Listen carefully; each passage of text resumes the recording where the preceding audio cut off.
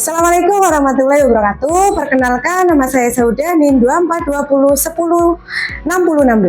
Saya dari program studi Magister Pendidikan Matematika Universitas Muhammadiyah Purwokerto. Saya mengajar di SMP Muhammadiyah Larangan. Di sini saya akan mempresentasikan hasil penelitian saya dengan judul problematika berpikir kritis siswa terhadap materi persamaan garis lurus pada siswa SMP Muhammadiyah Larangan. Yang pertama ada pendahuluan. Matematika sering diakui sebagai dasar dari berbagai ilmu pengetahuan karena pengaruhnya yang signifikan di banyak bidang. Senada dengan pendapat Anwar di tahun 2018, peran penting matematika menyebabkan meningkatnya kebutuhan kemampuan matematika siswa dalam belajar. Keterampilan berpikir kritis perlu dimiliki oleh siswa karena dengan keterampilan berpikir kritis siswa dapat mengembangkan keterampilan berpikir dengan mencari cara dan mencari solusi atas suatu masalah, terutama dalam pembelajaran matematika. Adapun metode dalam penelitian ini yaitu menggunakan deskriptif kualitatif yang bertujuan untuk mendeskripsikan kemampuan berpikir kritis siswa pada materi persamaan garis lurus. Sampel yang diambil yaitu dari kelas 8A SMP Muhammadiyah Larangan dengan menggunakan teknik purposive sampling yang mempertimbangkan kriteria tertentu. Instrumen pengumpulan data terdiri dari tes tulis untuk mengukur keterampilan berpikir kritis dan wawancara untuk mempelajari bagaimana kesulitan yang dihadapi siswa. Data yang diperoleh dari tes keterampilan berpikir kritis dianalisis dan dikelompokkan ke dalam 3 kategori yaitu tinggi, sedang, dan rendah. Setiap kategori diwakilkan oleh satu responden untuk memberikan gambaran yang jelas. Teknik analisis data mengikuti model Mills dan Huberman yang mencakup pengurangan data, penyajian data, dan kesimpulan yang ditarik.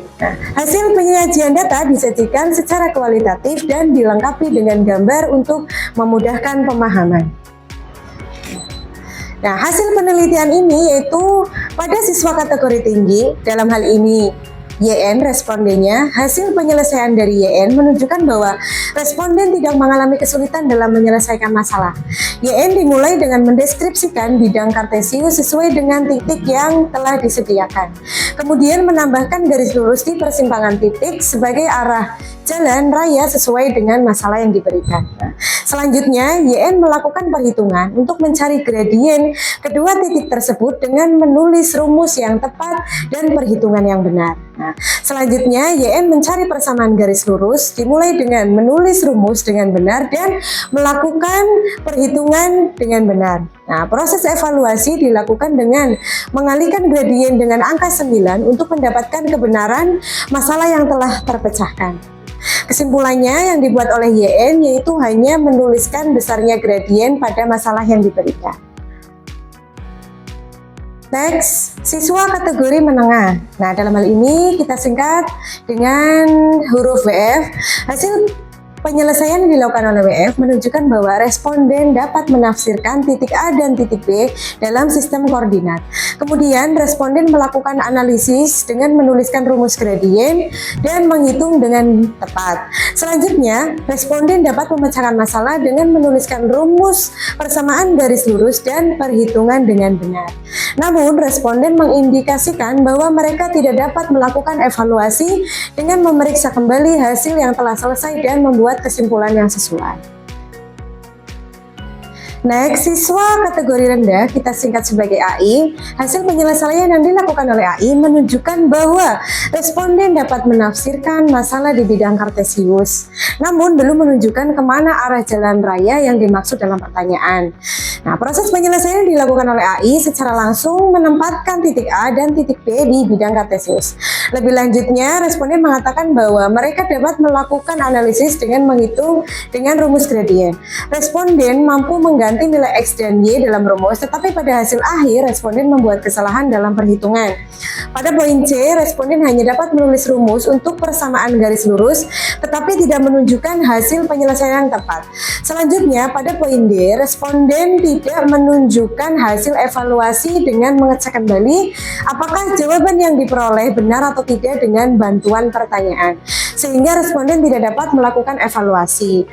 Nah, pada poin E, responden juga tidak menunjukkan kesimpulan tentang bagaimana masalah dengan benar.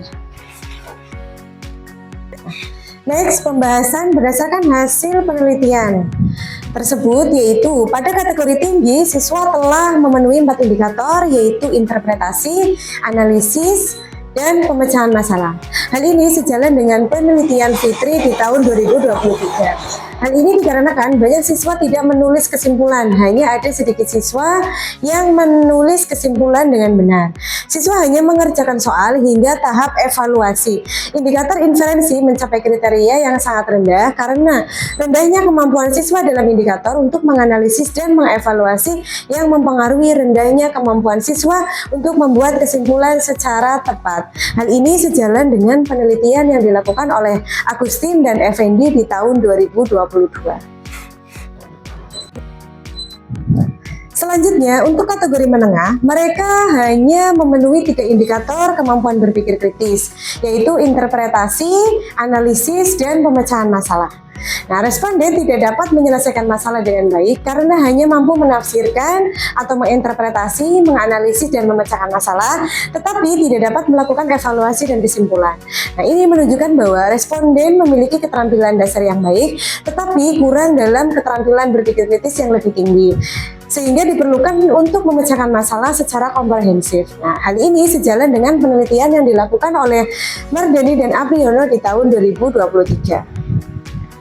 Nah, selanjutnya untuk di kategori rendah, mereka cenderung tidak memenuhi semua indikator kemampuan berpikir kritis. Nah, hal ini sejalan dengan penelitian sebelumnya di mana siswa dengan kategori rendah cenderung tidak memenuhi semua indikator kemampuan berpikir kritis, yaitu penelitian yang dilakukan oleh Putri di tahun 2021.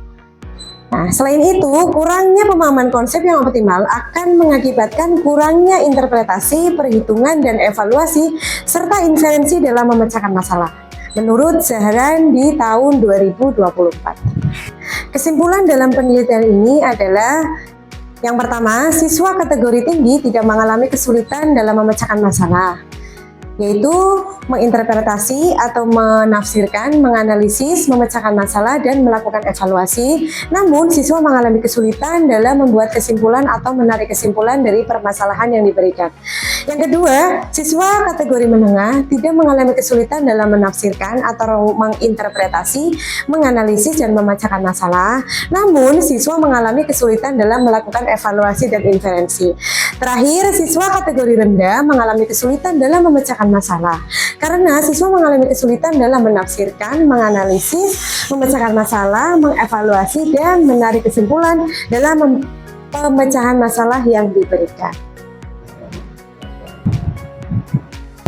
Baik, cukup sekian presentasi dari saya. Terima kasih. Wassalamualaikum warahmatullahi wabarakatuh.